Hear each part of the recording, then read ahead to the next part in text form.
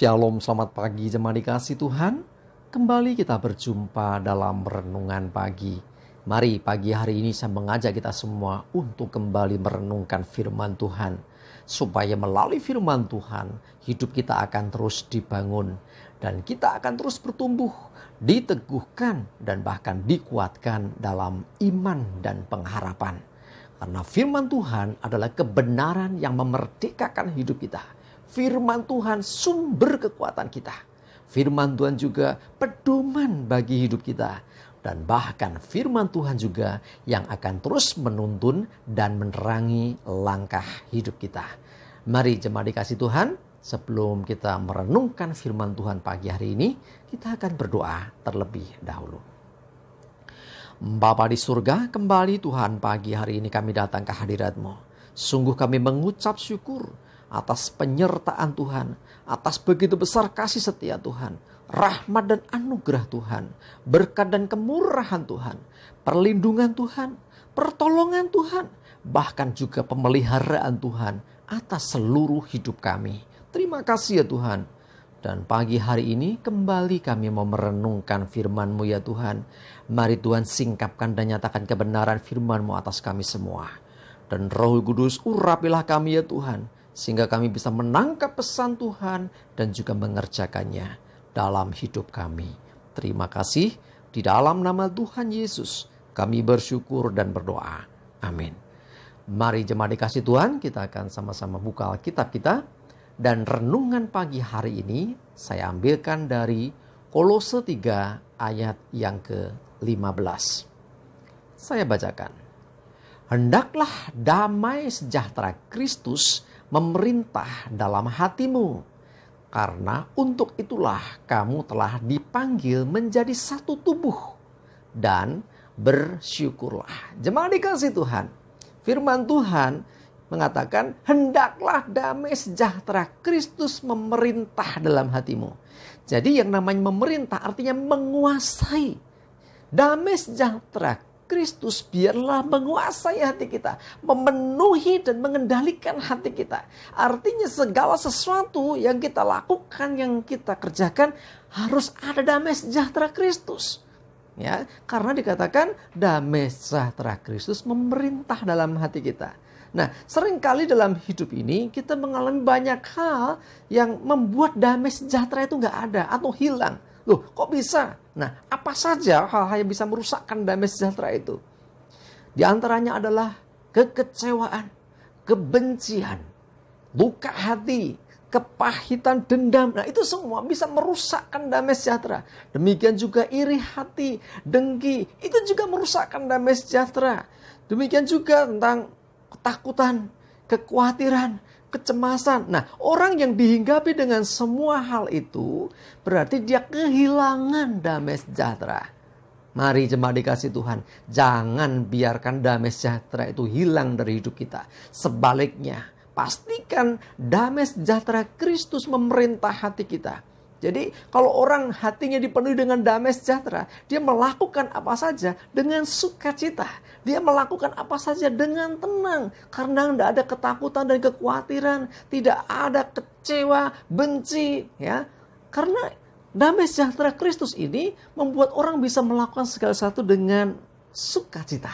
Ya, jadi mari jemaat dikasih Tuhan, kalau kita merasakan hidupku penuh dengan kekhawatiran, yo, aku takut akan hari esok, aku merasa bahwa esok itu nggak tahu seperti apa, itu berarti engkau kehilangan damai sejahtera. Orang yang damai sejahtera nggak takut. Ya, demikian juga dengan kecewa, benci, aku jengkel sama si A, aku kecewa sama si B. Saudaraku dikasih Tuhan, kekecewaan, kepahitan atau apapun tuh, itu semuanya juga menghilangkan damai sejahtera. Orang yang masih belum bisa mengampuni orang lain, ya, hidupnya pasti tidak ada damai sejahtera. Orang yang masih menyimpan kekecewaan terhadap orang lain, pasti tidak ada damai sejahtera. Padahal firman Tuhan mengatakan, hendaklah damai sejahtera Kristus memerintah dalam hatimu.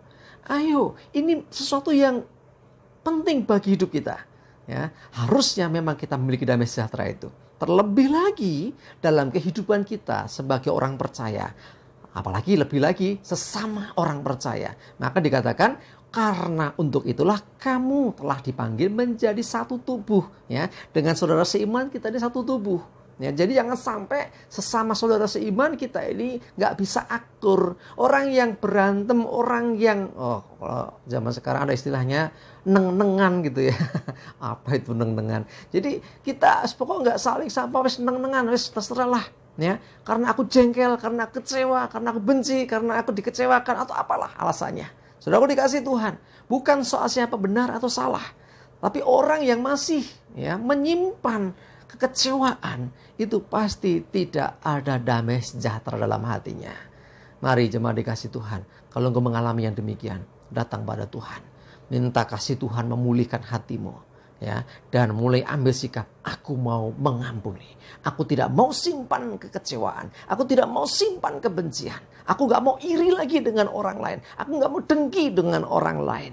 Aku gak mau takut lagi. Karena aku percaya akan kasih Tuhan. Aku percaya akan penyertaan Tuhan. Ya, aku percaya akan berkat Tuhan. Sehingga kalau kita bisa mensyukuri segala sesuatu, ya, kita akan bisa merasakan damai sejahtera. Ya, ayatnya mengatakan, dan bersyukurlah.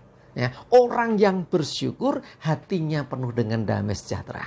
Sebaliknya, orang yang tidak puas, orang yang selalu merasa kurang, orang yang selalu iri melihat orang lain berhasil.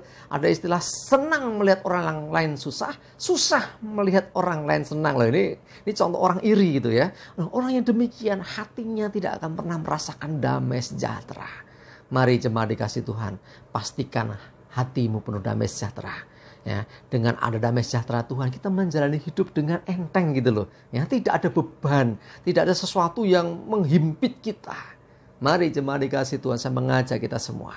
Kalau ada yang harus dibereskan, mari datang kepada Tuhan. Minta anugerah kasih karunia Tuhan menolong kita untuk kita bisa mengampuni, untuk kita bisa melepaskan berkat terhadap orang-orang yang mungkin mengecewakan, orang-orang yang telah melukai hati kita. Ya, jangan izinkan segala hal yang dari si jahat itu menguasai kita. Tapi sebaliknya, hendaklah damai sejahtera Kristus yang memerintah dalam hati kita dan seluruh hidup kita. Amin, kita berdoa. Terima kasih Tuhan, kami bersyukur untuk firman-Mu pagi ini. Ampuni kami Tuhan kalau dalam hati kami masih ada kecewa.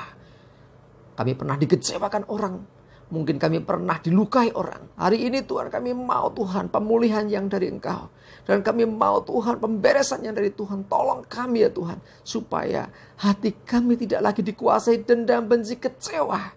Tidak dikuasai ketakutan, kekhawatiran. Tidak dikuasai iri hati. Sebaliknya, biarlah ada damai sejahtera Tuhan memerintah dalam hati kami. Dan kami mau senantiasa menaikkan syukur karena segala sesuatu yang terjadi atas hidup kami. Semuanya dalam kepedulian dan kasih Tuhan. Terima kasih ya Tuhan. Kami serahkan hidup kami. Mohon pimpinan dan penyertaan-Mu. Dan jauhkan dari kami semua segala mara bahaya. Damai sejahtera. Berkat Tuhan menyertai kami semua. Terima kasih ya Tuhan. Di dalam nama Tuhan Yesus. Kami bersyukur dan berdoa. Amin. Mari jemaat dikasih Tuhan. Semangat terus. Maju terus dalam iman dan pengharapan. Tuhan Yesus memberkati kita semua. Amin.